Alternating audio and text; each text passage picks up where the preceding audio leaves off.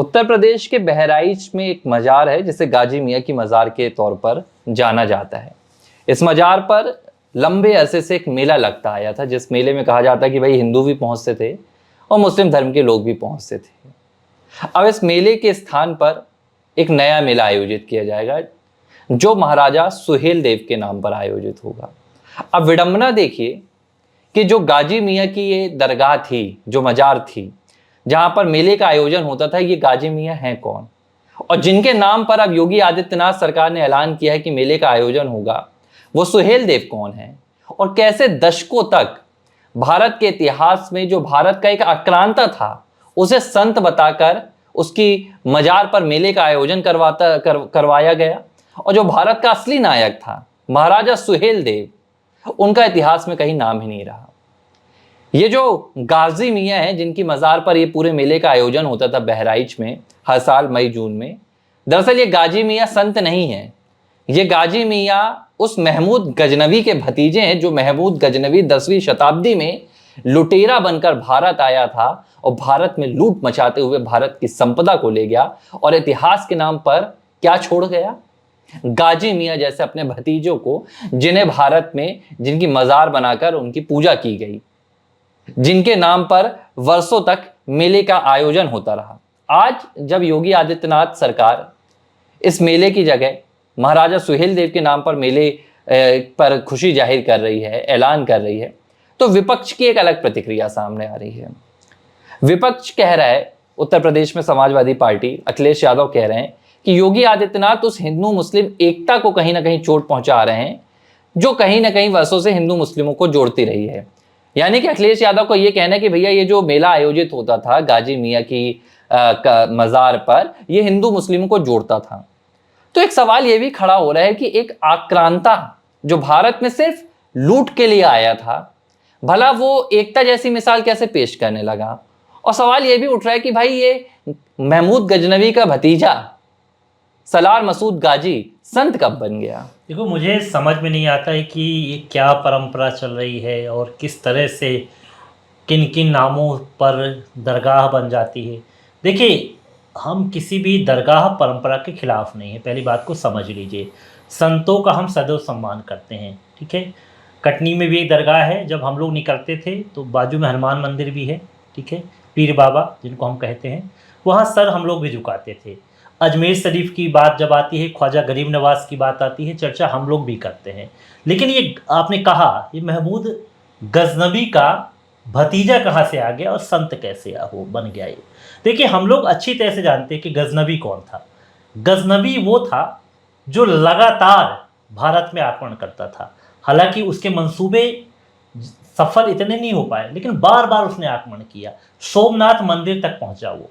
उसके पहले अगर हम बात करें तो औरंगजेब जो था, उसका भी यही काम था, वो भी हमारी मंदिरों को ही निशाना बनाता था। मतलब सनातनी परंपरा को ध्वस्त करने का ये काम जो है, मुस्लिम जो आक्रांता है, विदेशी आक्रांता जिनको हम बोलते हैं, भारत के नहीं है, ये विदेशी हैं। वो क्यों आते थे भारत में? इसके पीछे तर्क ये था कि भारत को सोने की चिड़िया कहा जाता था, और सबसे ज़्यादा ये बात था इनके मन में था कि जो देवी देवता जो होते हैं, जैसे सोमनाथ में कहा जाता है कि चढ़ावा बहुत ज़्यादा आता था, और जो तमाम जो मंदिर होते थे, कहते थे कि उनकी मूर्तियों के अंदर जो है सोना जमा रहता है, सोना है। तो सोने की तलाश में, खासकर धन की तलाश में ये आते थे। इनका कोई, हमारे ये मान लो कि देवताओं से इतना ज़्यादा विरोध नहीं था जितना इनको लालच थी।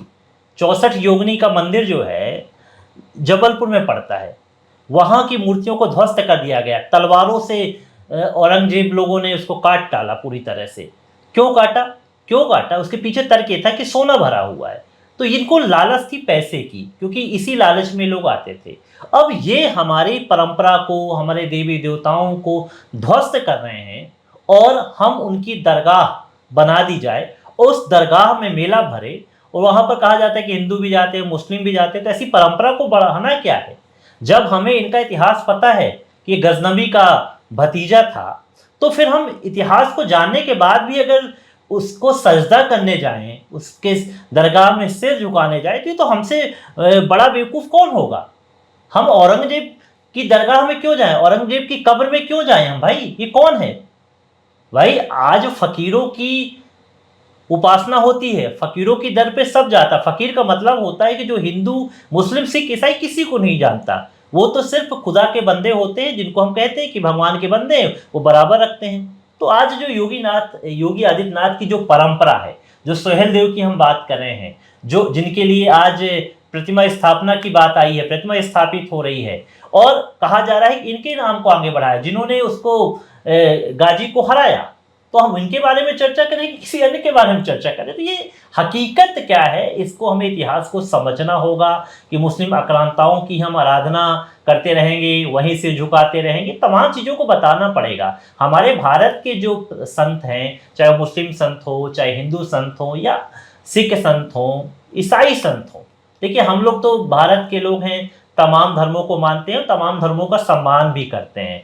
हमें किसी से बुराई नहीं है। लेकिन ऐसे लोग जो कहें कि हम संत का चोला ओढ़ लें और अंदर से वो आक्रांता हैं, तो उनका हम कदापि सम्मान नहीं करेंगे। और मैं मानता हूँ कि योगी आदित्यनाथ जो कर रहे हैं, देखिए नाम भी जो बदले हैं, अगर रोडों के नाम बदले गए हैं, जगह के नाम बदले गए हैं, तो कोई भारत के लोग नहीं थे, ये मुस्लिम कहाँ से आए भाई?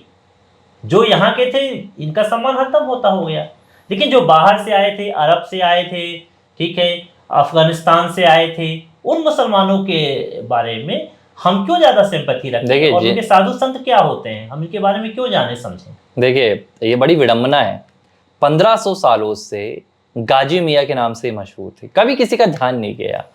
और अगर आप इतिहास के पन्ने खंगालेंगे तो वैसे तो ये जो मसूद गाजी हैं, इनके बारे में, इसके बारे में बहुत कुछ मिलता नहीं है, लेकिन जो कुछ मिलता है वो ये बताता है कि ये उस लूट में शामिल थे जो इनके चाचा यानी कि गजनवी ने किया था। गजनवी को सभी जानते हैं। तो जो अपने चाचा के साथ भारत को लूटने में शामिल था, मुझे नहीं पता कि इतिहास ने उसे संत कब स्वीकार कर लिया, और उसके बाद ये परंपरा हो गई, सरकारें आती रही। आज़ादी के बाद देखिए, इससे पहले तो हम चलिए अपनी अपनी रियासतें होती थी, रियासत में क्या चल रहा है नहीं पता चल पाता था, क्योंकि 10वीं शताब्दी से तमाम मुस्लिम आक्रांताओं का आना शुरू हो गया था, इसके बाद मुगल और फिर अंग्रेज। लेकिन जब भारत आज़ाद हुआ उसके बाद भी कभी किसी ने ध्यान नहीं दिया कि अब भारत की जो असली तस्वीर है वो देश के सामने लाई जाए, जो भारत का असली इतिहास है। अरे बात करो ना अब्दुल हमीद की बात करो ना, अब्दुल हमीद की बात क्यों नहीं करते हो? हमें अब्दुल हमीद की बात करना चाहिए। आज आकर आप देखें, मुझे अगर कोई पूछे तो मैं कहूंगा कि एपीजे अब्दुल कलाम किसी बड़े फकीर से कम नहीं थे। बिल्कुल, वो भारत के सशक्त राजनेता भी थे, राष्ट्रपति भी थे, और एक फकीर से भी कम नहीं थे। लेकिन आप देखिए कि कितने लोग हैं जो अब्दुल कलाम को पूछते हैं, डॉक्टर साहब को पूछते हैं, कितने लोग हैं? मुट्ठी भर भी लोग आपको नहीं मिलेंगे। लेकिन 1500 साल से गाजी मियाँ को पूजा जा रहा है, यहाँ मेले का आयोजन होता था। और ये जो मेला होता था ये सिर्फ आप बहराइच में नहीं, ये संभलपुर और काफी जगह तक फैलता था, बहुत बड़ा मेला होता था। अब अखिलेश यादव का क्या कहना है कि योगी आदित्यनाथ जो हिंदू मुस्लिम एकता है वहां पर प्रहार कर रहे हैं। मेरा कहना है कि भाई महाराजा सुहेलदेव के नाम पर भी मेला होगा।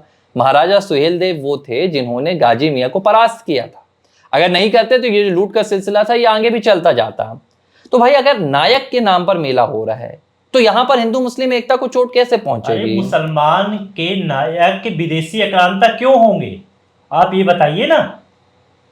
जो भारत की संपदा को छिन्न भिन्न करते हैं, भारत की अखंडता को जो खत्म करने की कोशिश कर रहे थे, तो वो हमारे आइडियल क्यों होंगे और मुसलमान क्यों उनको मानेंगे?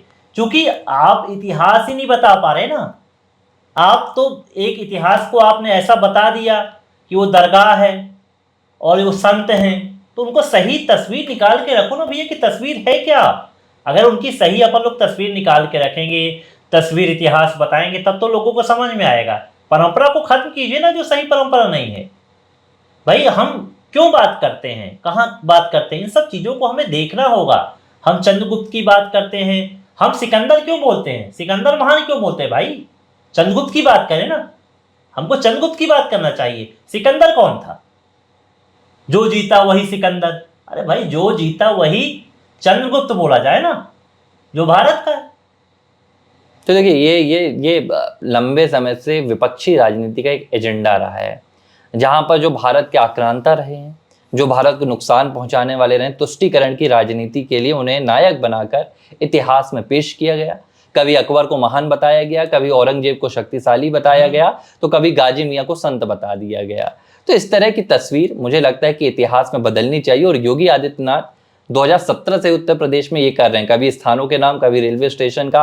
आप देखिए ना, आज प्रयागराज दुनिया भर में प्रयागराज के नाम से जाना जा रहा है, हम इलाहाबाद के नाम से अब तक उसको जानते थे। अरे भगवान श्री राम का जन्म अयोध्या में हुआ, उसको फैजाबाद के नाम से जाना जा रहा था। चंद मुस्लिम वहां रहते हैं। नहीं, एक बात ये भी निकल कर आती है कि आज के जो भारत के युवा होते हैं, जो बच्चे जाते हैं, अब ये कहानी को कैसे नहीं समझ पाते। पुराणों में लिखा है कि भाई भगवान श्री राम का जन्म अयोध्या में हुआ, आप जब देश में अयोध्या ढूंढने जाते हैं तो आपको अयोध्या मिलता ही नहीं है, आपको फैजाबाद मिलता है। तो जब स्थान का कनेक्शन नहीं होगा, जब पुराणों में तथ्यों का कनेक्शन नहीं होगा, तो लोग आजकल कहने लगते हैं कि भैया हमें तो विश्वास ही नहीं हो रहा है। क्यों? ये साजिश के तहत किया गया हो। मुझे लगता है कि योगी आदित्यनाथ सरकार का ये कदम, योगी आदित्यनाथ ने जिस लिहाज से सराहना की है, जाहिर से ये महाराजा सुहेलदेव को इतिहास में जो उनके साथ नाइंसाफी हुई है, एक बड़ा इंसाफ भी दिलाएगा। ABC हिंदी न्यूज, आज ही जुड़िए हर खबर के साथ